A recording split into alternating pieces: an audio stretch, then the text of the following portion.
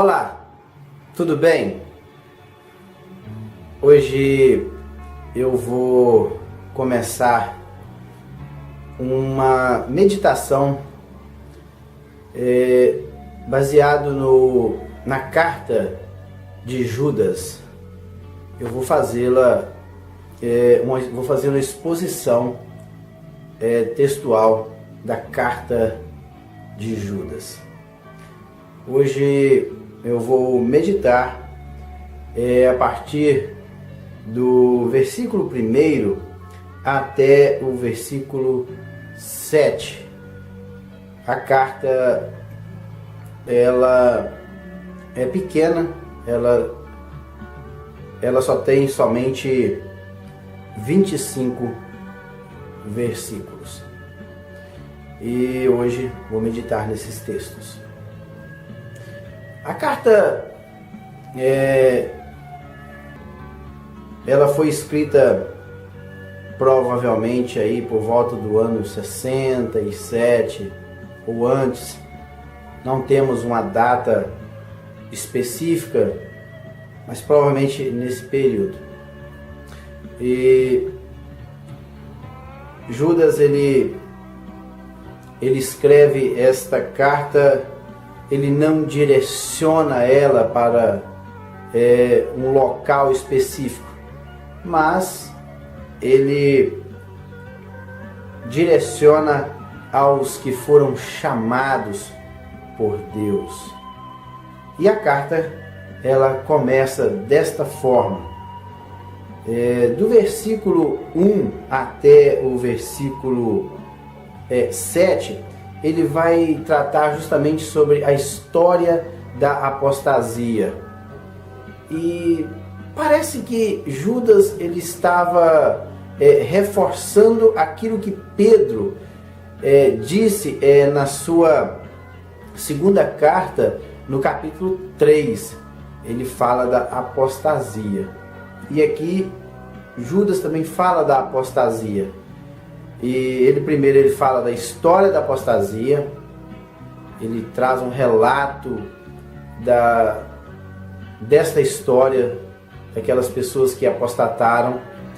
Depois ele ele dá uma descrição destes apóstatas e depois o poder da disposição. E ele encerra a sua pequena carta. E ele começa no versículo 1, ele começa assim: Judas, servo de Jesus Cristo e irmão de Tiago. Eu acho impressionante esta colocação de Judas, porque ele fala que ele é Judas, irmão de Tiago. Por que ele enfatiza? Se vocês lerem a introdução das demais cartas de Pedro, de Paulo, geralmente eles não dão esse tipo de informação. Paulo, servo de Jesus. Paulo, então ele não dá detalhes de quem ele era irmão, nem tampouco Pedro.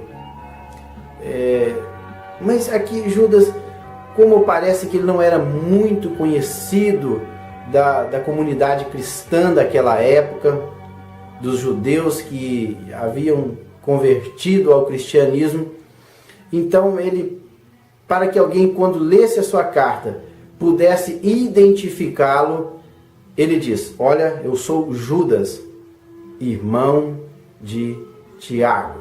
Tiago foi o líder da igreja ali em Jerusalém, foi o pastor da igreja em Jerusalém logo no início. E Tiago, ele também era meio-irmão de Jesus. Agora, eu fico impressionado com a humildade de Judas, que se fosse eu, ele colocaria logo no início, tiraria o Tiago e já colocaria Judas, irmão de Jesus, filho de Maria e de José. Portanto, se ele colocasse isso logo no início da sua carta, todos que lessem saberia que ele era o meio-irmão de Jesus, através de Maria. Mas ele coloca que este aqui é o Judas. Quem está escrevendo e quem escreveu essa carta é Judas. Ele coloca que é servo. Servo nada mais, nada menos do que um escravo. Aquele que está a serviço. Aquele que veio para servir. Aquele que está disposto a ser enviado para fazer a obra de Jesus. Então ele fala, eu sou Judas, servo de Jesus Cristo, irmão de Tiago. Impressionante aqui o início da carta de Judas. E depois ele prossegue, aos que foram chamados. O versículo prossegue, ele coloca uma vírgula e coloca, depois diz, aos que foram chamados, amados por Deus Pai e guardados por Jesus Cristo. Então ele faz ele identifica, faz a sua identificação e depois para quem que é essa carta? Essa carta é para os chamados, amados por Deus. O que deixa bem claro aqui no início é que esse chamado aqui, a salvação, ela começa primeiramente no coração de Deus. E não na volição do homem. Porque o homem, a sua natureza caída, a sua natureza pecaminosa, a sua natureza morta, o homem está morto em delitos e pecados. Portanto, ele não tem vontade própria. Então, a vontade de salvar o homem nasce primeiramente em Deus. A origem, por isso que ele fala assim, aos que foram chamados, amados por Deus. Então é Deus que nos amou primeiro. E depois ele fala que guardados em Cristo Jesus.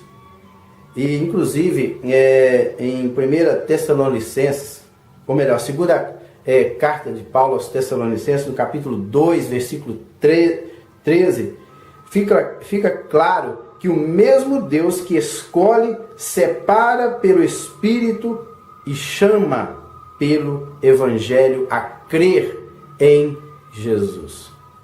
Então, o chamado para a salvação nasce primeiramente em Deus nosso Pai.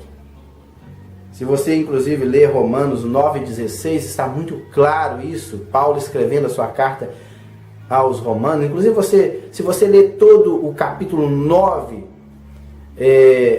da carta de Paulo aos Romanos, isso vai ficar muito claro, muito explícito, que esse chamado para a salvação nasce primeiramente em Deus. E através da sua soberania é que ele faz tudo isso.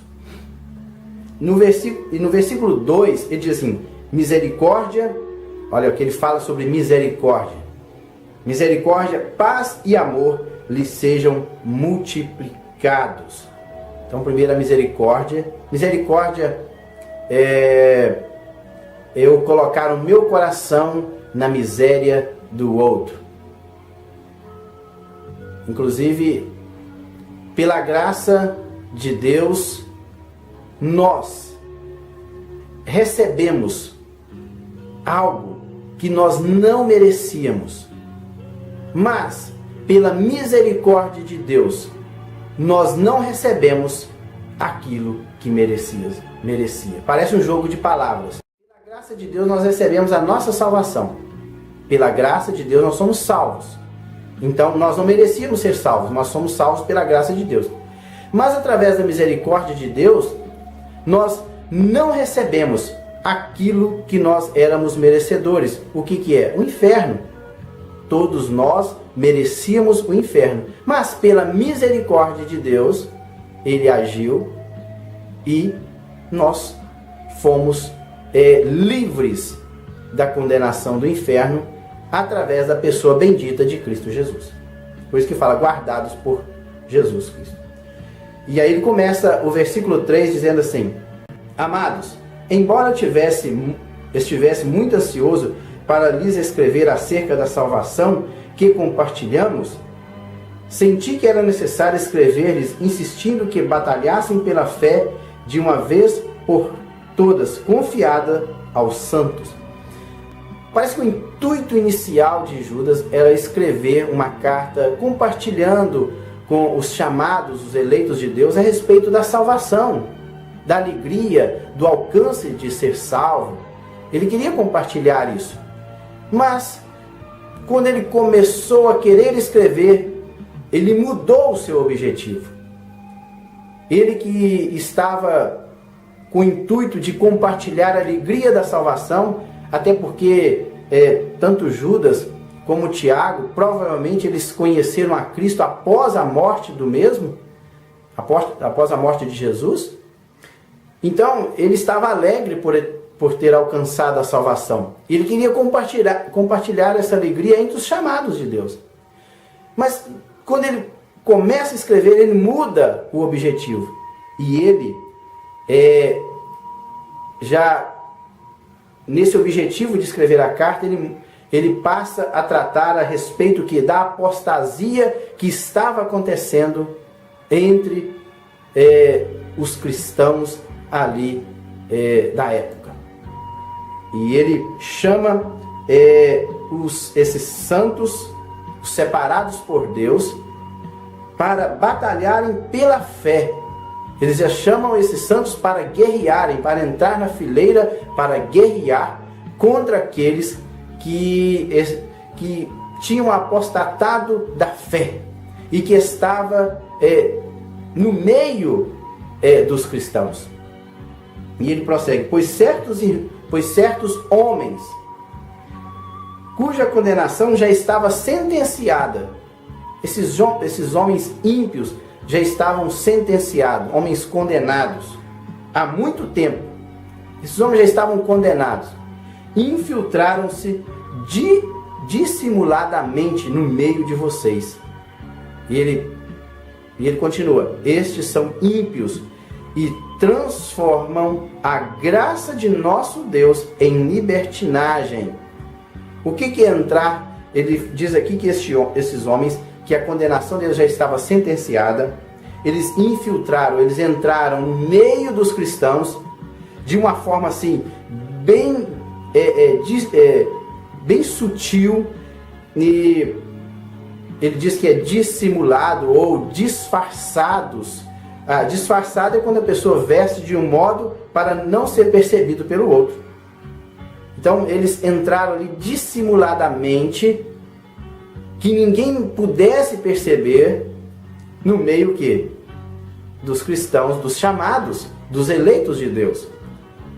E ele diz: estes que entraram no meio de vocês e que têm uma aparência de piedade, uma aparência de cristão, que são parecidos com os cristãos, olha, estes homens, eles são ímpios.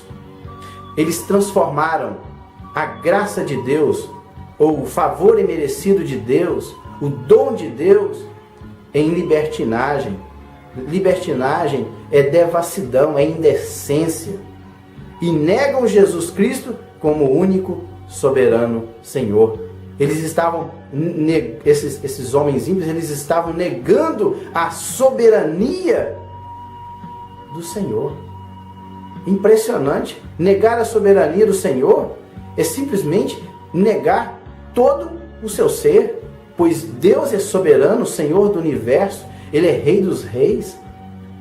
E eles estavam negando a soberania do Senhor. E ele prossegue no versículo 15, dizendo assim: embora vocês já tenham conhecimento de tudo isso, quero lembrar-lhes que o Senhor... Então agora ele passa a dar exemplos a respeito de pessoas que foram libertinas, pessoas que negaram o Senhor Deus, que agiram de incredulidade, mas que tiveram um fim. Vejam bem, ele começa a relatar aqui a partir do versículo 5. Ele diz assim, embora vocês já tenham conhecimento de tudo isso, quero lembrar-lhes que o Senhor libertou um povo do Egito, mas posteriormente destruiu os que não creram. Primeiro exemplo. Vamos ler o segundo exemplo e o terceiro, depois eu vou comentar os três. E quanto aos anjos que não conservaram as suas posições de autoridade, mas abandonaram sua própria morada, ele os tem guardado em trevas, presos com correntes eternas para o juízo do grande dia. Segundo exemplo que ele dá de rebelião contra Deus. De modo semelhante a estes, Sodoma e Gomorra e as cidades em redor se entregaram à imoralidade e às relações sexuais antinaturais, estando sob o castigo do fogo eterno. Elas servem de exemplo. Então, esses três relatos, eles servem de exemplo para aqueles que se rebelam contra Deus. Ele cita primeiro aí o próprio povo judeu, o povo de Israel. Ele estava falando das 12 tribos que compunha todo o Israel de Deus. Eles foram tirados do Egito, mas que no deserto eles se rebelaram contra Deus, e todos os homens de 20 anos para cima, eles pereceram no deserto. Então Judas aqui, ele está mostrando claramente o fim daqueles que se rebelam contra Deus, que agem contra Deus. Depois ele cita o caso dos anjos, quanto aos anjos que não conservaram suas posições de autoridade. Os anjos de Deus, eles foram criados para adorá-lo, para servi-lo, e eles rebelaram contra Deus, pois eles queriam, claro, seguindo a linha de pensamento de Satanás, eles queriam ser maiores do que Deus, porque Satanás ele queria colocar um trono acima do trono de Deus e ser governante de todo o universo. E todos esses anjos aqui seguiram essa linha de pensamento de Satanás, e eles foram diz aqui que eles foram condenados, e agora eles estão guardados em trevas e aguardando o último dia. E ele falou assim, olha, de igual modo também, então, da mesma forma em que esses seres celestiais que não guardaram sua posição estão aguardando o último dia para serem condenados, assim também são aqueles que rebelam contra Deus. E ele cita o último exemplo, que, como o caso de Sodoma e Gomorra, essas cidades, elas eram extremamente pecaminosas. Elas se rebelavam contra Deus de uma forma escancarada, de uma forma explícita. E ela diz aqui que elas praticavam imoralidade, elas tinham relações sexuais antinaturais, daquelas práticas estabelecidas pelo próprio Deus através do casamento. Tudo aquilo que está, qualquer relação sexual que está fora do casamento, que é o padrão estabelecido pelo soberano Deus, é antinatural. A relação sexual natural é aquela que foi estabelecida por Deus através do casamento. Deus instituiu o casamento antes que o homem pecasse. E agora aqui em Sodoma e Gomorra, as relações estavam sendo praticadas de modo antinatural. Ou seja, eles tinham relações sexuais fora do âmbito do casamento. Isso de diversas formas. Então, essas cidades, praticando esse tipo de pecado, eles estavam rebelando contra Deus, rebelando contra um princípio estabelecido por Deus. E, de igual modo, elas foram exterminadas através do juízo de Deus. Impressionante que nestas cidades morava um homem justo, Ló. Mesmo assim, eles não seguiram o exemplo deste homem justo, que era Ló. E para encerrar a minha meditação, só para deixar bem claro, o apóstata não é um cristão verdadeiro que abandonou a salvação. Antes, é uma pessoa ela que se diz ter aceitado a verdade e a salvação em Jesus, mas que se desviou da fé que uma vez foi entregue aos santos. Este é um apóstata. É aquele que ele não é um cristão verdadeiro que abandonou a salvação, mas ele é uma pessoa que, como diz aqui Judas, é uma pessoa que entra dissimuladamente, fingindo ser um cristão, mas que ele entra no meio do povo para destruir este povo. Este é um apóstolo. Que Deus abençoe. E em outra oportunidade continuarei meditando na carta de Judas. E eu vou meditar a partir do versículo 8, que vai falar sobre a descrição. A partir do versículo 8, Judas ele dá uma descrição completa destes mestres apóstotas. Até lá, que Deus em Cristo abençoe, em nome de Jesus. Amém.